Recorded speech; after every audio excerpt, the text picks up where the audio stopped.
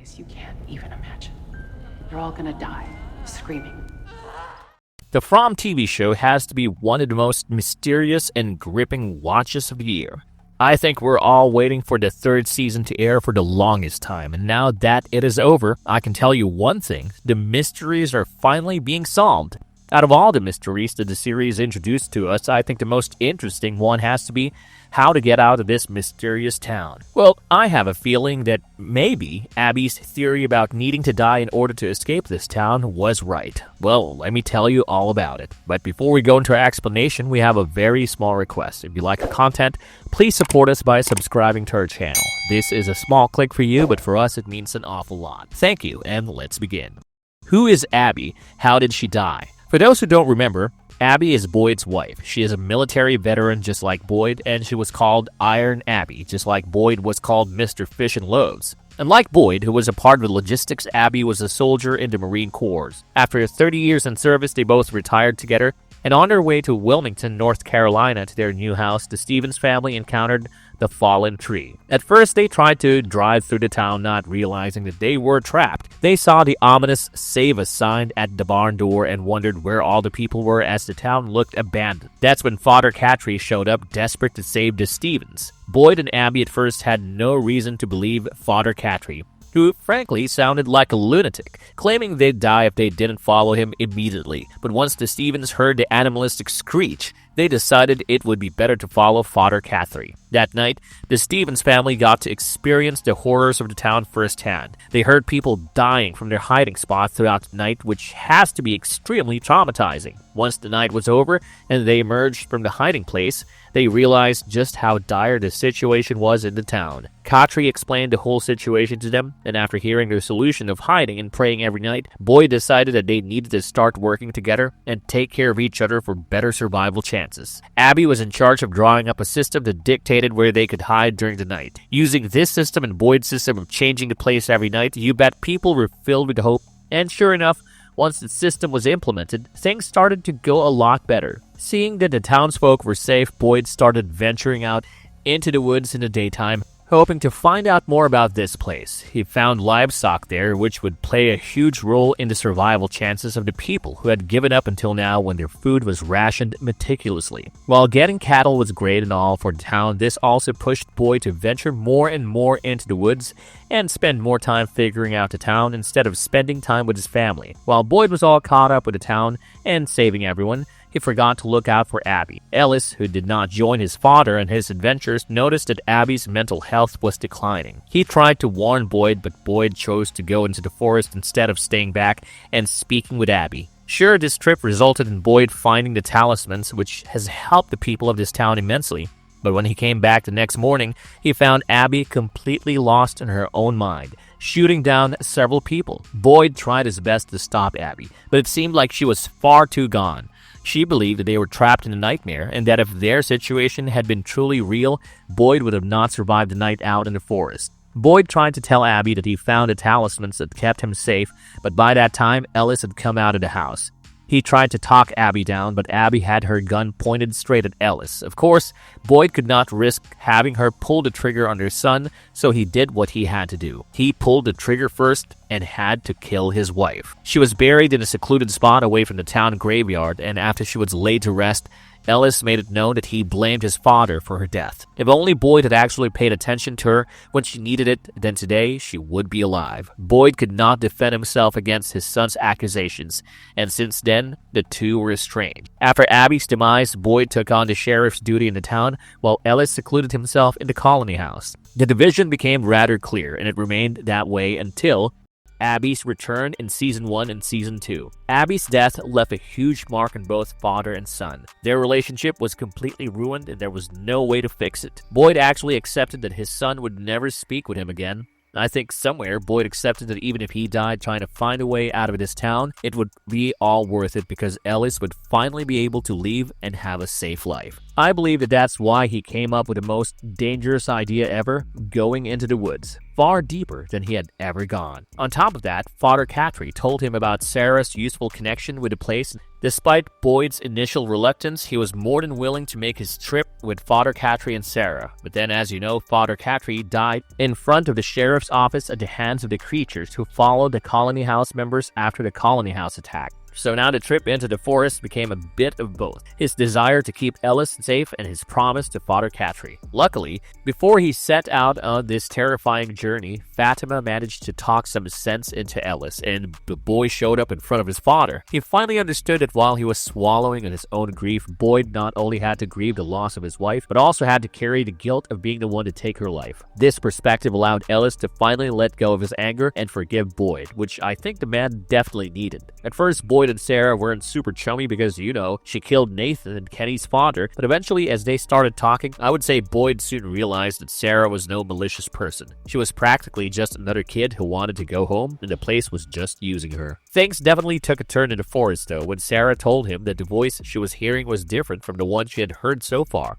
This voice was that of a woman, and it asked her to tell Mr. Fish and Loaves that she was wrong. Now, obviously, Sarah had no clue who Mr. Fish and Loaves is, but Boyd knows who he is, and it would not make any sense for Sarah to know his nickname unless we consider the possibility that the person she was hearing about was actually Abby. Later, when they camped, their tent was dragged through the forest floor by some unknown entity. When they woke up the next morning in the now battered tent, they found themselves in a place full of spider webs. Boyd suddenly heard a woman call for help. Being the hero that he is, he went after the voice. He found a silhouette of a woman in what seemed to be a cocoon of web against a tree trunk. He reached out to help the woman, but he finds that this is none other than Abby. Of course, Boyd is a bit taken aback by seeing Abby here. Before he could even make the move, the apparition of Abby reached out to Boyd and held onto his arm, screaming. Startled, Boyd takes a step back and ends up covered in spiders. Sarah saves him from there and asks Boyd what he saw since he could not hear the woman's voice at all. Boyd was completely shaken up about it and refused to tell her anything. Then in the second season, Boyd sees Abby again when he is trapped in the RV with Jim, Randall, and Donna. See, Jim told Randall that the Fromville could be a huge experiment and Randall actually believed him. He did some snooping around and found Donna and Boyd at a clinic with Smiley's dead body. Figuring that he needed to take some drastic steps to get Donna talking, Randall managed to kidnap her, which was not a part of Jim's plan. Jim showed up at the RV and was shocked to see what was happening. Julie, who knew her father was going to spend the night at the RV, told Boyd about him being there when he was out and about the town, informing everyone that they needed to stay away. Since Jim was not in the town, Boyd went to the RV to inform him. That's when he finds Donna tied to the tree and Randall threatens her and Jim. Boyd tried to talk some sense into Randall,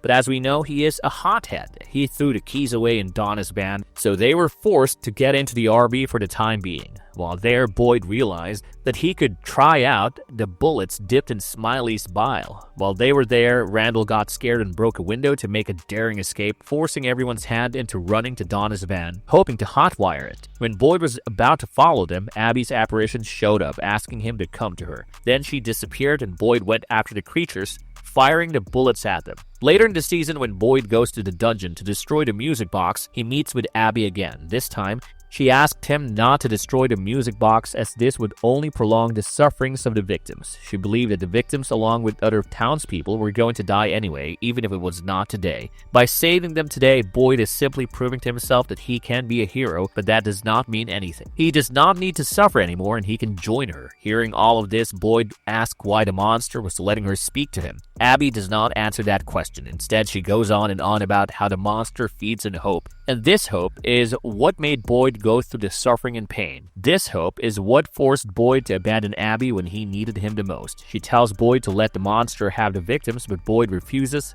destroying the music box. Although it might seem unimportant, I believe that Abby actually plays a vital role in saving the people in town. Now, let me explain. Abby's theory. Is it actually true or a bunch of hogwash? Before Boyd shot Abby, she talked about how this was all a dream and that the only way out of this place would be to die. So she tried to kill everyone in the hopes that they would be able to leave finally. If Boyd had not shot her down when he did, she would have shot Ellis, hoping that would save him. Now, this theory, when introduced in the first season, seemed absolutely ridiculous. Everyone assumed that Abby had simply lost her mind from the effects of the town, and was probably speaking gibberish. But then the second season finale happened. Tabitha listened to what Miranda did before her and went out to the lighthouse using the bottle tree. She followed the sounds of the ghoulish children and reached the top of the tower. There, the boy in white showed up out of nowhere and told Tabitha that this was the only way before pushing her off the tower. Tabitha fell, and when she opened her eyes, she saw that she was in Camden, Maine, in the real world. So somehow, by falling to her death, Tabitha managed to escape the town. Now, does dying everywhere in the town work this way? Could it be that everyone who dies in the town is actually alive in the real world? I don't think so, but that does not mean Abby's theory was not true. So here's what I believe.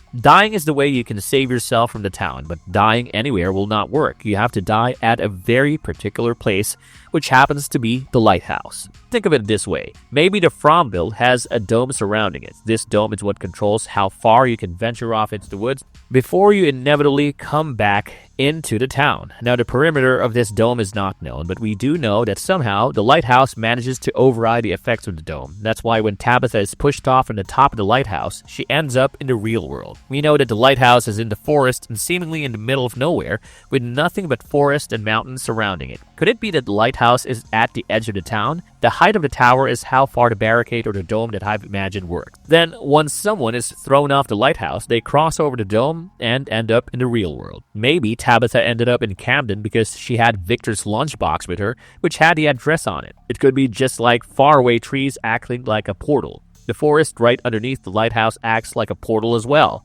We've not seen the forest from the top view. For all we know, right underneath the place Tabitha was thrown off there is a faraway tree. Maybe when Tabitha fell, she went through the faraway tree or the faraway forest, which brought her here. If she jumped off the lighthouse this time around with maybe a piece of paper with her own address on it, it could be that she would end up in her own city. But in order to get out of the town, the people need to have faith and jump off, accepting their inevitable death. Maybe by accepting this death, they would be able to save themselves. Now, the biggest reason why I believe this theory to be true, other than Tabitha's little adventure in Camden, is that it has to be what Abby told Sarah back in season 1. Sarah heard Abby's voice, who told her to tell Mr. Fish and Loaves that she was wrong.